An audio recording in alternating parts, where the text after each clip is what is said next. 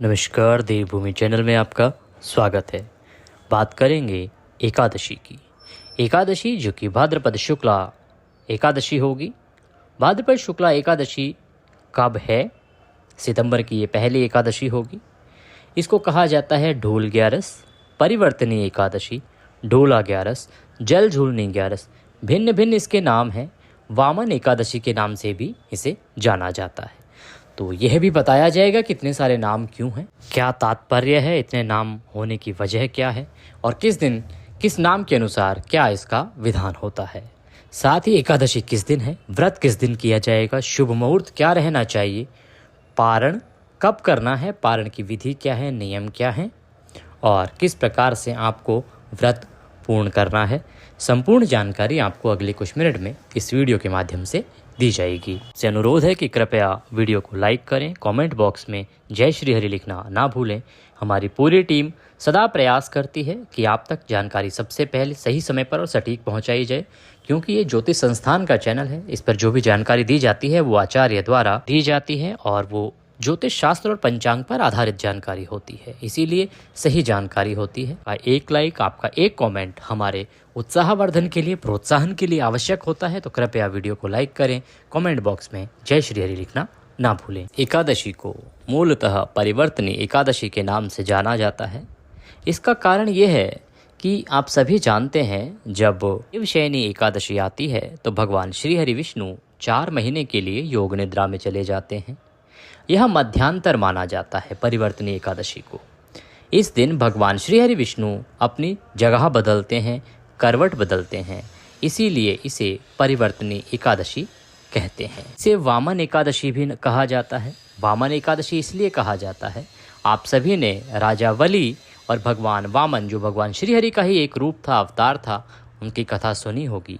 इसी एकादशी के दिन भगवान श्री हरि ने राजा बलि से 3 पग भूमि मांगी थी और उसके बाद पृथ्वी को उनसे मुक्त कराया था, तीनों लोकों को उनसे मुक्त कराया था। इसीलिए इसे वामन एकादशी के नाम से भी जाना जाता है। इस एकादशी का बहुत अधिक महत्व है। इस दिन जो कोई व्रत करता है, पूजन करता है, कथा सुनता है, उसको सैकड़ों अश्वमेघ यज्ञ कराने के बराबर फल प्राप्त होता है। इसीलिए आप सभी को इसका व्रत करना चाहिए, पूजन करना चाहिए। जो व्रत नहीं कर सकते हैं उन्हें पूजन तो अवश्य करना चाहिए और कथा श्रवण करनी चाहिए, कथा सुननी चाहिए। इससे आपके परिवार के सभी जन तर जाते हैं। यह इतनी शक्तिशाली एकादशी है कि इस दिन पूजा पाठ और व्रत कथा करने से इससे बड़ा पापी भी पापों से तर जाता है और भगवान श्री हरि का आशीर्वाद प्राप्त करता है। इससे आपके जीवन के कष्ट दूर होते हैं, आर्थिक परेशानियां हैं दूर होती हैं, मानसिक परेशानियां हैं दूर होती हैं, पारिवारिक परेशानियां हैं दूर होती हैं। आपको करना क्या है? संकल्पित होकर पूजा करनी है, व्रत करना है और कथा करनी है। संकल्पित होकर, जिसकी हम विधि आपको आगे बताएंगे कि किस प्रकार से संकल्पित होकर पूजा की जाती है। तो ये बहुत ही महत्वपूर्ण एकादशी है, इसके महत्व को जानना है। बड़ी एकादशी है। अब बात आती है कि एकादशी की पूजा कैसे करें। फिर आपको बताएंगे कि एकादशी का व्रत किस दिन करना है और पारण कब करना है। व्रत करने के लिए देखिए, दशमी तिथि से इसके नियम आरंभ होते हैं। दशमी तिथि को ही आपको, अर्थात व्रत से एक दिन पहले ही आपको दोपहर के बाद किसी भी प्रकार का तामसिक पदार्थ ग्रहण नहीं करना चाहिए। विधान तो कहता है कि आपको अन्न भी ग्रहण नहीं करना चाहिए। उसके बाद, क्योंकि आजकल बहुत सारी परेशानियां हैं, शारीरिक परेशानियां हैं, शरीर अगर स्वास्थ्य अगर साथ ना देता हो तो आप भोजन कर सकते हैं, परंतु तामसिक पदार्थों से दूर रहें। रात्रि भोजन में भी आपको लहसुन प्याज आदि बिल्कुल नहीं खाना है। ये दशमी तिथि अर्थात व्रत से एक दिन पहले का नियम है। इसके बाद आप एकादशी वाले दिन ब्रह्म मुहूर्त में उठें। ब्रह्म मुहूर्त का समय रहेगा इस दिन 4:25 से और 5 बजे तक। आप इस ब्रह्म मुहूर्त में उठें। ब्रह्म मुहूर्त में अगर आप नहीं उठ पा रहे हैं तो सूर्योदय से पहले अवश्य ही उठ जाएं। सूर्योदय से पहले उठ के स्नान आदि करके सर्वप्रथम सूर्य को जल दें। सूर्य को जल दे के आपका जो पूजा स्थल है, जहाँ कहीं आप पूजा कर सकते हैं, बैठें वहाँ पे आसन लगा के। आपका कोई मंदिर होगा, घर में आप सभी मंदिर बना के रखते हैं, वहाँ पे भगवान श्री हरि विष्णु की कोई प्रतिमा या तस्वीर है तो उत्तम है, नहीं है तो किसी स्थान पर या किसी चौकी पर हो सके तो पीला वस्त्र बिछाएं, अगर नहीं है तो एक जल से, एक लोटे में शुद्ध जल लीजिए, थोड़ा गंगा जल उससे मिला लीजिए, उससे छींटे दीजिए, इसे शुद्धियोदक स्नान कहते हैं। उस जगह को पवित्र कीजिए और वहाँ पर भगवान की कोई प्रतिमा या तस्वीर को रख दीजिए, स्थापित कर दीजिए। फिर आप उन्हें स्नान कराएंगे, भगवान को सांकेतिक स्नान कराएंगे, छींटे दीजिए, साफ वस्त्र से उन्हें पोंछ दीजिए।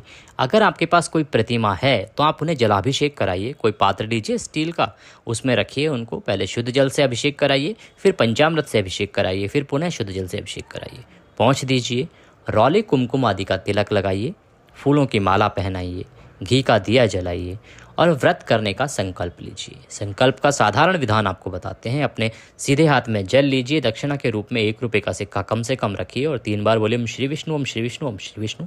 अपना नाम, अपना गोत्र और जिस स्थान पर बैठकर आप संकल्प कर रहे हैं उस स्थान का मकान नंबर, क्षेत्र का नाम, शहर का नाम, एकादशायाम पुण्यतिथि हो प्रभु आज के दिन हम एकादशी व्रत करने का, कथा करने का व पूजन करने का संकल्प करते हैं। आप इसे स्वीकार करें और हम इसे सफलतापूर्वक कर पाएँ, इतनी शक्ति हमें प्रदान करें।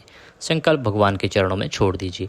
अगर आप व्रत नहीं कर रहे हैं तो आप जो संकल्प बोल रहे हैं उसमें से व्रत हटा दीजिए, आप सिर्फ बोलिए पूजा और कथा कर रहे हैं, इसको आप स्वीकार कीजिए। प्रकार से संकल्प भगवान के चरणों में छोड़ दीजिए, भगवान को नमस्कार कीजिए। ओम नमः भगवते वासुदेवाय मंत्र का 108 बार जाप कीजिए और उसके बाद आपको कथा सुननी है। कथा अगर आपके पास है तो आप पढ़ सकते हैं, नहीं है तो आपके इसी चैनल पर कथा प्रत्येक एकादशी की सुनाई जाती है, लाइव वीडियो भी आता है और साथ में अपलोड भी करते हैं, तो आप वह कथा सुनना ना भूलें। कथा सुन के भगवान की आरती करेंगे, फल का भोग लगाएंगे और अपने दिन को भगवान के चरणों में मन को लगाते हुए व्यतीत करेंगे। दैनिक कार्य जो भी हैं, आपको ऑफिस जाना है, जहाँ भी जो भी काम करते हैं आप वो कीजिए, परंतु मन से आपको शुद्ध रहना है, आचरण से शुद्ध रहना है, किसी पे क्रोध नहीं करना है, किसी के प्रति द्वेष की भावना नहीं रखनी है, ब्रह्मचर्य का पालन करना है। सायंकाल को हो सके तो कीर्तन कीजिए, रात्रि को हो सके तो जागरण कीजिए, पृथ्वी पर शयन कीजिए और अगले दिन पुनः सूर्योदय से पहले उठिए और उसके बाद व्रत का पारण कीजिए।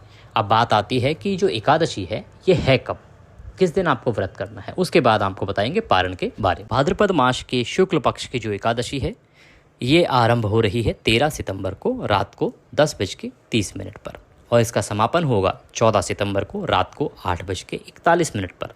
अब क्योंकि उदया तिथि मान के अनुसार एकादशी की गणना होती है तो उसके अनुसार ये 14 सितंबर को मनाई जाएगी, व्रत किया जाएगा और इसका पारण करेंगे आप 15 सितंबर को। तो 14 को आप व्रत कीजिए, पारण के लिए 15 को सुबह ब्रह्म मुहूर्त में सूर्योदय से पहले उठिए, स्नान आदि करके भगवान सूर्य को जल दीजिए और उसके बाद भगवान श्री विष्णु को स्नान कराइए, रौले कुमकुम आदि का तिलक लगाइए, फूलों की माला पहनाइए, घी का दिया जलाइए और उसके बाद भगवान को भोग लगाएंगे। भोग में इस दिन पीले चावल का विशेष विधान है, आप पीले चावल बनाएं, घी बुरा चावल भी बना सकते हैं, ये भी भिन्न भिन्न प्रांतों में बनाया जाता है। देश बहुत बड़ा है, यहाँ पर भिन्न भिन्न प्रांतों में भिन्न भिन्न प्रकार से व्यंजन बनाए जाते हैं, परंतु पीले चावल का विशेष विधान है। आप फल के भी भोग लगा सके। मंत्र पुष्पांजलि करेंगे, भगवान को पुष्प अर्पित करेंगे। पुष्पांजलि के लिए आप पुष्प लीजिए, भगवान से निवेदन कीजिए कि प्रभु कोई गलती, कोई त्रुटि, कोई भूल हमसे हुई हो तो उसे क्षमा करें। अनम न जानामि विसर्जनम पूजम चैवम न जानामि क्षम्यताम परमेश्वर। प्रभु न हम आवाहन जानते हैं, न पूजन जानते हैं, न विसर्जन जानते हैं, अज्ञानी जीव हैं, जैसी बन पड़ी है वैसी सेवा आपकी की है, तो जाने अनजाने की गलतियों को क्षमा करते हुए दया का आशीर्वाद प्रदान करें। इसके निमित्त आपको जाते हुए हमारे पास अर्पित करने के लिए कुछ नहीं है, तन मन धन सब आप ही का है। क्या है? मालती मलका जाति सत्पत्राणि संयुक्तम अंजलि मया दत्ता ग्रहणाम परमेश्वर। भगवान को पुष्प अर्पित कीजिए, नमस्कार कीजिए, किसी ब्राह्मण को भोजन कराइए, दान दक्षिणा आदि देके विदा कीजिए। अगर आप नहीं कर सकते हैं, ब्राह्मण नहीं आ सकता है क्योंकि आजकल बहुत सारी टाउनशिप बहुत दूर दूर हैं, तो आप ऐसा कर सकते हैं कि दान के लिए कुछ निकाल के रख दीजिए, दूध का पैकेट या फिर बिस्किट आदि ले लीजिए, उसमें दक्षिणा रखिए, वह जब भी आपको दिन में समय मिले तब दे आइएगा और आप व्रत का पालन कर लीजिए। या फिर आप हमारे दिए गए नंबर्स पर भी हमारे लिए दक्षिणा भेज सकते हैं। ब्राह्मण का दान महादान होता है, इसीलिए आप इन नंबर्स पर भी दक्षिणा के रूप में जो भी राशि भेजना चाहें वह पेटीएम, यूपीआई या किसी भी माध्यम से भेज सकते हैं। जानकारी आपके चैनल पर आपके सामने स्क्रीन पर दी जा रही है। के लिए जो शुभ समय रहेगा 15 सितंबर को वो रहेगा सुबह 6:06 से और 8:34 तक। भगवान श्रीहरि सबका कल्याण करें, इसी कामना के साथ विदा लेते हैं। कृपया चैनल को सब्सक्राइब करें और वीडियो को लाइक व कमेंट करना ना भूलें। अब हम इंस्टाग्राम पर भी उपलब्ध हैं, तो आप हमें इंस्टाग्राम पर भी देवभूमि के नाम से फॉलो कर सकते हैं। जानकारी डिस्क्रिप्शन में भी दी गई है।